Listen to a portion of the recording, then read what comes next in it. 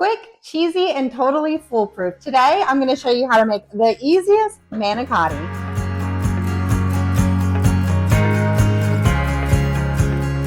Hello, friends. Welcome back to my sister Carrie's kitchen. My name's Christina. I'm with eatingonadime.com. Today, I'm going to show you how to make the easiest manicotti. Now, if you've ever had manicotti at a restaurant, it kind of reminds me of like a lasagna. It's like a noodle shell stuffed with a delicious cheesiness. We put spinach in our cheesy mixture and it is amazing, amazing, amazing, amazing. And thanks to these delicious manicotti shells you can get at any grocery store now, it's super easy to make at home and it's way easier to make than lasagna. Everyone say hi to the Rosie. She loves manicotti as well, so she's really excited about this. I have linked today's recipe in the description below, so you don't have to write everything down. Just grab that and print it off or just view it on your iPhone, tablet, whatever, when you're making this at home. Also, I'm going to link everything that I'm using or something similar if they don't make it anymore. So if you have questions on any utensils I'm using, make sure to check the description below. So like I said at the beginning, the secret to this easy manicotti recipe is these manicotti shells. Sorry if I say manicotti funny. I'm not even sure if I'm saying it right. You can get these at your local grocery store. It's an 8-ounce box. When you open it up, you should have about 14 to 15 shells in there. There's 2 little trays. Look how cute they are. It's like a really big penne ribbed noodle. That's what it reminds me of. So let's see how many mine have today. 1, 2, 3, 4, 5, 6, 7. I have 14. Perfect. So the first step is we want to cook these based on the package instructions. Based on my instructions, you're just going to boil them for about 7 minutes. So I'm going to go ahead and get those started. Then I'll get the cheese stuffing prepared from there. So just boil water and then add the shells. I just do them one at a time so they don't stick, and there's not a ton, so it goes pretty fast. And we're going to cook these for about 7 minutes. Just to get them nice and soft. Now we're going to make the cheese stuffing. Start with 1 large egg and put it in a large mixing bowl, and we're going to beat it. Now, I always just start with the egg because you want to break up the yolk before stirring in the other ingredients, and this way I just don't have to get another bowl dirty, because if you add in all the cheeses and everything, then you'll have to beat the egg in a separate bowl. So I just always do the egg first and just stir it right in. Now we're going to add spinach. For this recipe, you'll need 1 cup chopped spinach. To get like that really good flavor, I love adding spinach. Even if you don't like spinach, I think it's pretty subtle in this recipe. I do like to chop it up so that you're not getting like huge chunks of spinach in there. So I just bunch it up and then take a big knife and run it through to chop it up into bite-sized pieces. And then I turn it and then chop it the other way as well. Now I've already removed the stems from this spinach, so if your spinach does have stems, go ahead and remove it. So I just turn it like, is that 90 degrees maybe? 180? I don't know. I don't know how many degrees. Just turn it to where you're chopping it the other way. And if your knife is big enough, it should be pretty easy to chop it up. But you just want to make sure when you're biting it, you don't accidentally pull out a big leaf of spinach, so that's why I like to chop it up. Okay, this just in, it was 90 degrees. They were making fun of me, and it is 90 degrees, so I got nervous that I was wrong. Okay, but anyway, you get it. Chop up the spinach with a big knife. And remember, if you guys have been following us for a while, this is the only knife you need in your kitchen. Don't buy a bunch of knives. Buy 1 or 2 really good knives. Spend the same amount of money. It's going to change the way you cook in your kitchen. All right, so egg added, spinach added. Now we're going to add ricotta cheese. 15-ounce ricotta cheese. We're just going to add this right in with the other ingredients. And then add in 1 cup grated Parmesan cheese. This is in like the shaker, or you can grate your own if you're feeling ambitious. You do you.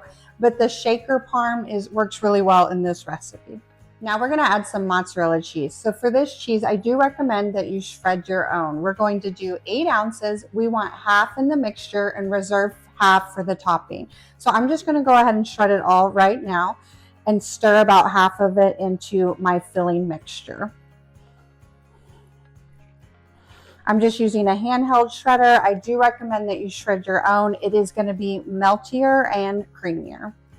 So my manicotti is done. I'm going to go ahead and drain it in the strainer or colander, whichever you call it.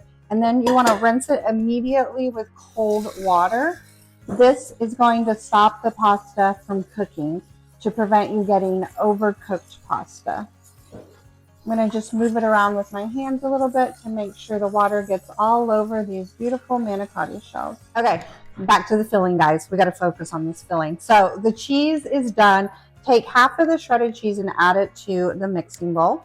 We're going to reserve. I say reserve. That's what like cooking people say when they say save it for later. We're going to save this for topping later.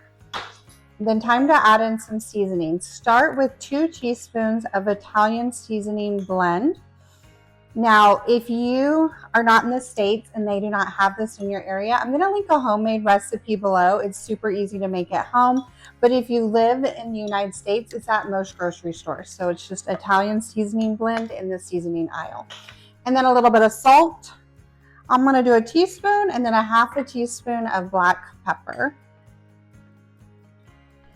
Then you just want to carefully stir to combine all of this to make the fillings. I am using a sturdy spoon. So mine is a plastic spoon. You can use a wooden spoon.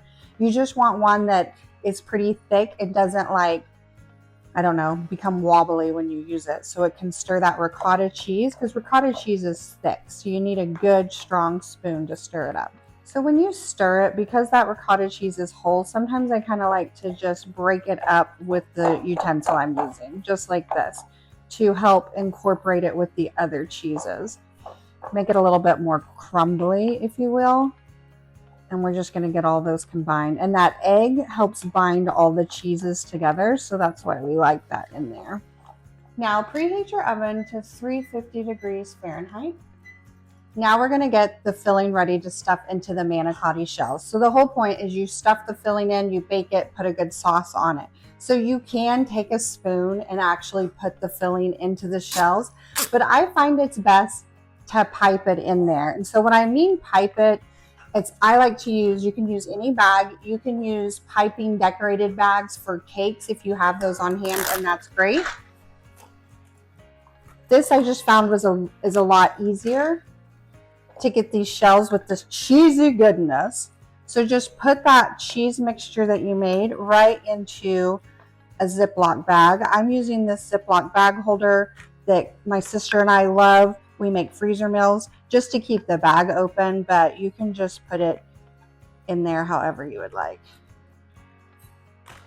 Once it's in the bag, I push it to one corner of the bag. I don't worry about closing the Ziploc bag just so air can escape and you don't have to deal with air bubbles. I think it's easier, and you just want to do it like that. And then we're going to cut the end of the bag off, and that's so we can squeeze this mixture out of the bag. You want a pretty big hole, about the size of the manicotti shell. So you're not looking for a tiny hole, you want a pretty big hole because this mixture is thick and you want it to be able to come out. Now get your favorite type of marinara sauce. You can use homemade if you prefer, and you want just a standard jar. 24 ounces is sufficient. Take some of the sauce and spread it at the bottom of a 9x13 baking dish. And this is just so you have sauce all around your manicotti shells, and it helps it not stick to the bottom of the pan to make serving easier. So it tastes great and it's functional as well. So just a thin layer, don't overthink it, and just to they don't stick at the bottom here. Now it's time to stuff the shells. So you want to get out one of your manicotti shells, the pasta, hold it in your hand. With the piping bag, you want to pipe it right into the shell. Now you can do one side and pipe it all the way through, or if you want to make sure it gets on both sides, you can pipe on one side and then turn it over and pipe on the other, however you prefer to get it all in there. But you want the sauce all the way through the shell, almost like stuffing a cannoli, kind of. If you're like exact on measurements, it's like 2 to 4 tablespoons, but I just pipe it till it's completely full and you can see it coming out of the edges. and then lay it right into the baking dish. Okay, learn from my mistakes. As I was piping it, some of my cheese mixture fell out of the back of my bag. So just give it a little twist here before you start piping to make sure that that doesn't happen. All right, let's get another one and keep this party going. So when I pipe it in, I try to make sure it can get to the middle. You can kind of fill it in there and then use the bag to push it in if need be, because you want it into the center. And then just turn it over and do the opposite side as well. When layering them into the pan, do one layer back to back, and then I just fill in the other ones to make up as much pan space as needed. Once they're all stuffed, take your remaining marinara sauce and just pour it right on top. Make sure you get some on all of them, so make sure you get the ones that are off to the side. And then I just use the spatula to spread it around as much as possible. I'm kind of like, the more sauces, the better. So don't stress about it. And just use your favorite brand of sauce, or if you have a homemade version you love, use that as well. I know some people are picky about their sauce. Let us know in the comments what sauce is your favorite with marinara. I want to hear. Now it's time to find that reserved cheese. I was getting made fun of for saying that too. All right, take the cheese that we saved for later and just sprinkle it right on top.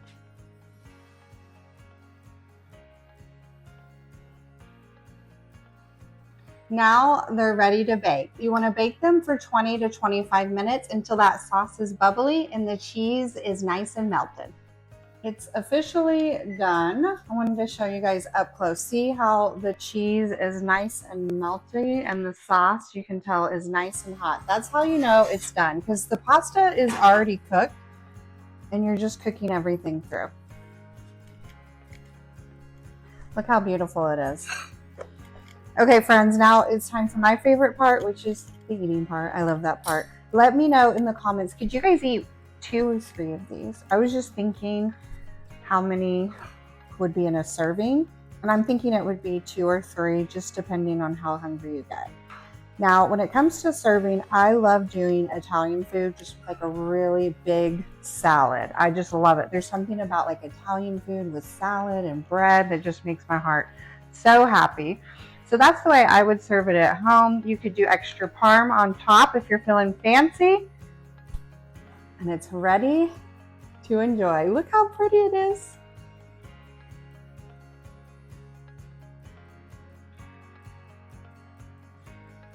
Okay, moment of truth. Let's see it. Ooh, I'm so excited, guys. It smells amazing in here. My kids love this recipe. Amazing. So I was just talking to my sister before I showed you guys the bite. You can easily freeze this recipe. If you were going to freeze it, I would make 2 batches, bake one, then freeze the other one, cover it up. Then all you got to do is let it defrost overnight in your refrigerator, and then you can just bake it as normal for a quick and easy meal that everyone is going to love. So when you go to the work of doing it, make sure to make 2 or 3 pans so you can have easy dinners any night of the week. Also, friends, you can use cottage cheese instead of ricotta cheese if you want to add a little protein to it. I would blend it up just so the texture is more like ricotta cheese, but you could throw that in the blender, then mix it in with the cheese filling, and it's a great way to add more protein. Also, add whatever protein you're craving to that cheese filling. Ground beef, I think ground sausage would be amazing. It's a great way to make this dish your own. I can't help but keep biting it. Thank you guys so much for joining me today. I hope I inspired you to cook an easy, delicious Italian meal at home instead of going out this week. Once you make it, please leave us a comment and let us know what you think. We love hearing from you guys. All right, don't forget, recipe linked in the descriptions. Don't forget to like and subscribe so you never miss one of our recipes. All right, I'm out of here, guys. I'm hungry. I will see you guys next time in my sister's kitchen. And until then, don't forget, eat at home by eating on a dime. Bye, friends.